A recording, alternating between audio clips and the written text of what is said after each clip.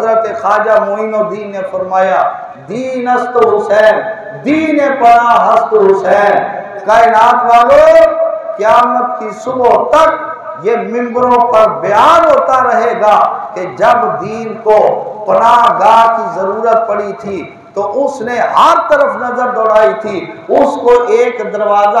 حسین نظر آیا تھا، وہ دروازہ حسین پہ آیا تھا، حسین نے اس کو سینے لگایا تھا، اپنے دامن کے اندر اس کو چھپایا تھا، پھر حسین نے اپنے سر کو کٹایا تھا، پھر اسلام کو ایسا بسایا تھا کہ قیامت تک کسی کا اس اسلام کو دبا دینا کسی کے بس کی بات نہ رہی تھی۔ یہ مطلب ہے